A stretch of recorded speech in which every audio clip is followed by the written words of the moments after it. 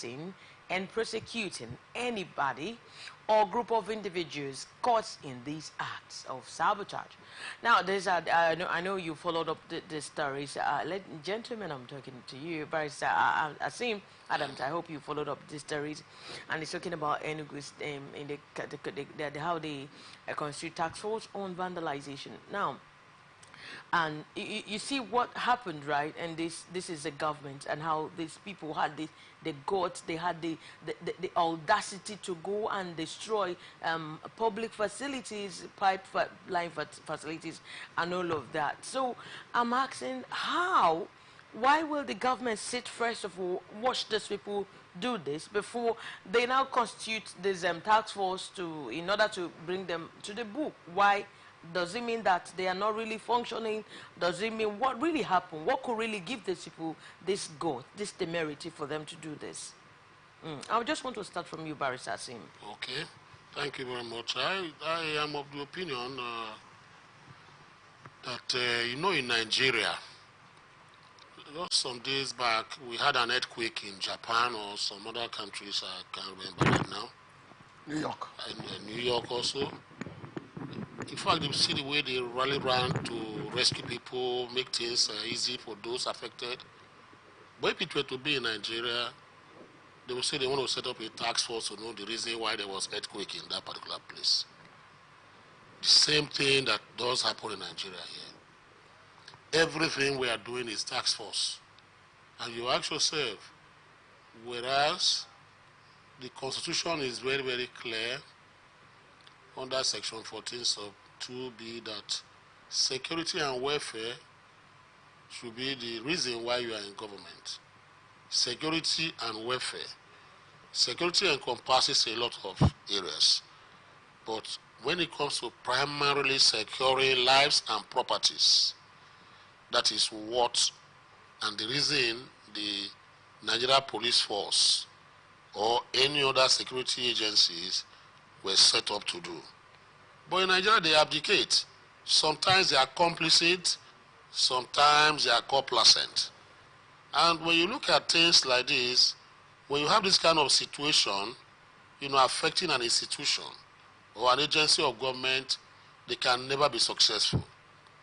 The second one, in my own opinion, is that why it has been like this is probably the fact that they look at security as something that the governors can control from their state houses, or the president will control from Aso Rock, and say, come on, there should be security in this place, and that happens. No.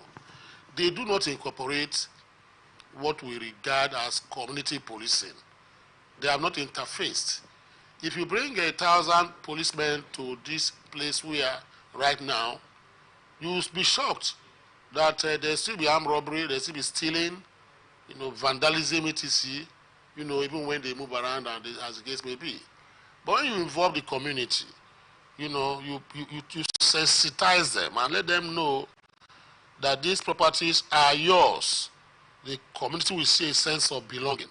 But when you bring aliens to come and say they want to protect government facilities, it's like community will see a transformer, say it's not my own, whatever, it's government property. So even when they are vandalizing, they will turn the other eye and will not even report.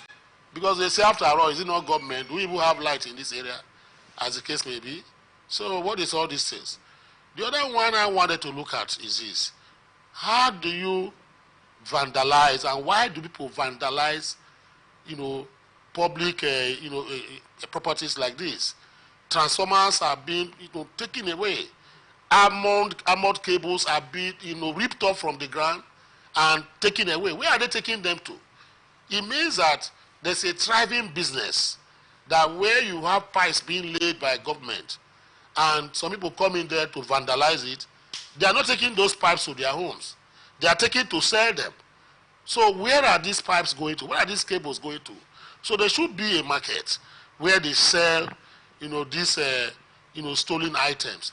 What has government done about that to sit down and really say, okay, now, can me, an ordinary man, go into a transformer, hub, while there is electricity everywhere, then I yank off the armored cable without expertise, I will just die. So who are those who are doing this? These are things they have to look at first. Now, you know why this may not succeed? You see, when you have a very strong ailment or sickness, you feel that, oh, I'm feeling headache, it is don't want to go for tests to know exactly what is causing that particular headache. You take paracetamol. You drink a cup full of paracetamol, it will ease down, but the main ailment still remains in your body. So this is the problem we're having in Nigeria here. And I believe that in Enugu State, apart from setting up this whatever tax, go into the reason why people steal public property and facilities and vandalize them.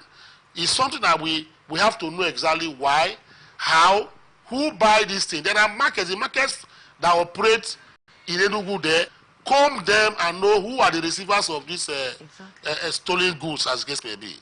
Bringing down, tax positivity will not solve this problem, I believe. That is, they're just going the normal way the Nigerian government do run things, and it will yield no result, in my own opinion. Okay. Now, like you mentioned, it said they have to look at those people who also patronize them because, they work together, they work hand in hand. They steal, they go and sell. Because it was reported that they went in their large numbers doing so. Now, that means it was not really well guarded. There was no, security. There was not enough security to make sure that they, team these people, because this is government property. It's supposed to be well secured. Now, I want to come to you, Ugonono and Awaji Franka. What's your take on what is actually happening right now in Enugu State government? Because this is really a slap on the government face when it comes to these hoodlums tampering with government facilities and going there, vandalizing them, having that guards. I would say it's a pandemic. Okay. I would say it's an endemic problem in Nigeria. Okay. Not only in Enugu State. But like the government has also said that it's a sponsored. You read it. They perceive it's a sponsored, and for people to go in large number, that is also a revelation that people are against the progress of the present government. Well, see, water in Africa, water in Nigeria is a difficult thing to come by. This year,